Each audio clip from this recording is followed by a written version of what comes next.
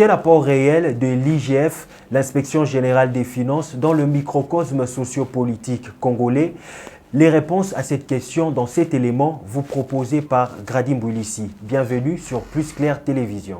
L'Inspection générale des finances, cette nouvelle armée des soldats chargés d'évaluer chaque centime utilisé par les dirigeants des structures publiques, directeurs généraux et ministres au sein des gouvernements, mais aussi chargés de déterrer plusieurs vieux dossiers du régime Kabila qui ont saigné à blanc les caisses du trésor public congolais, ne cesse d'appliquer la politique de 2 poids 2 mesures.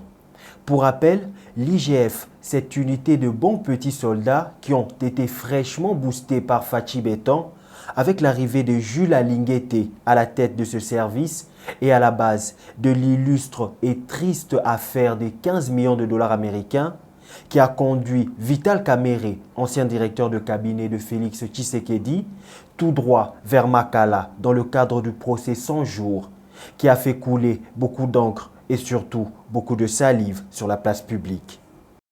Avec la bénédiction du président de la République, ces commandos des régies financières se sont lancés depuis 2019 dans une lutte acharnée contre la corruption, malversation financière, fraude et détournement en toutes sortes.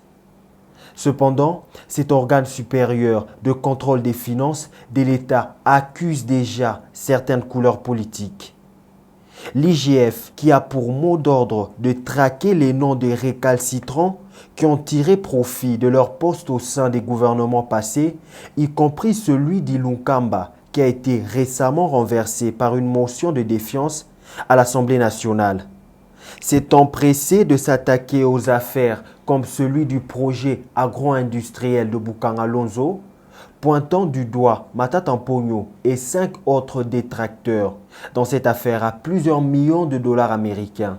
Le réveil en force de l'IGF, resté longtemps dans l'ombre et dans la poussière, a été fortement médiatisé dans l'opinion. L'Inspection générale des finances est arrivée dans le milieu de la régie financière, porteur de beaucoup d'espoir, avec comme ligne de conduite de boucher tous les trous par lesquels s'échappe l'argent des contribuables congolais et d'en ressortir les coupables. Cependant, ces arrestations ainsi que les nombreuses sommes détournées semblent télécommandées depuis la présidence de Félix Tshisekedi, institution qui chapeaute l'IGF.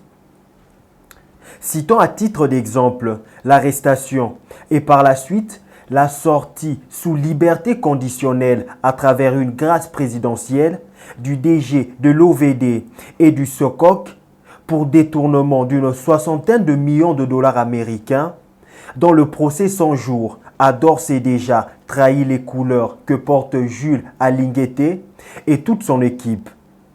Mais lorsqu'il s'agit d'interpeller la directrice générale de l'Office national du tourisme pour détournement présumé de 5 millions de dollars américains, tous les rouages de la mécanique judiciaire, communicationnelle et politique se mettent à vibrer.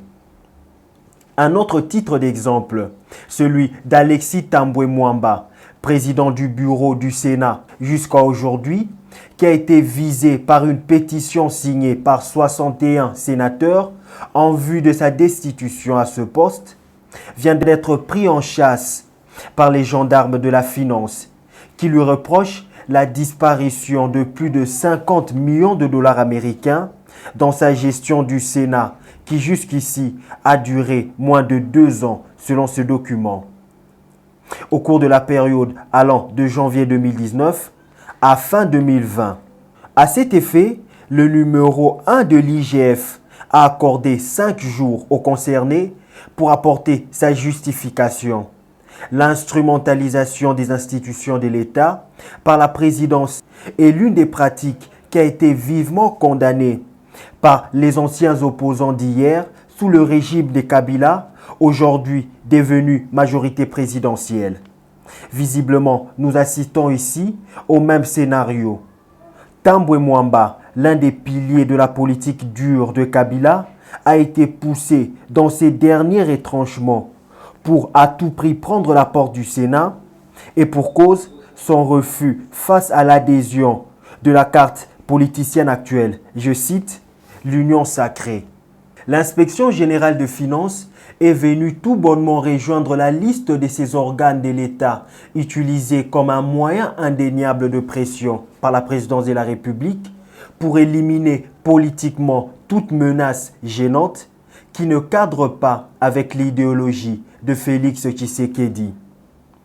Dans le programme de Félix Tshisekedi, dans le programme tant plébiscité et vanté de la gratuité de l'enseignement a essuyé un premier choc avec le report d'un décaissement de 100 millions de dollars américains prévu par la Banque mondiale pour le financement de ce programme lancé en septembre 2019. Compromis suite à une enquête de l'IGF qui a révélé des manquements, notamment des cas de fraude et de détournement de fonds publics, ainsi que des faiblesses dans le contrôle interne. Le chef de l'État se doit de mettre de l'ordre autour de lui et de ne pas céder aux pratiques politiciennes au détriment du peuple d'abord, slogan du parti présidentiel. Alors que le rapport Mapping, qui fait état de tous les crimes de guerre commis entre 1993 et 2003, pointe du doigt certaines personnalités encore aux affaires dans le pays et au sein même de l'Union sacrée. Face à cette situation, les bons soldats de la présidence se tiennent à l'écart pour éviter le scandale à tout prix.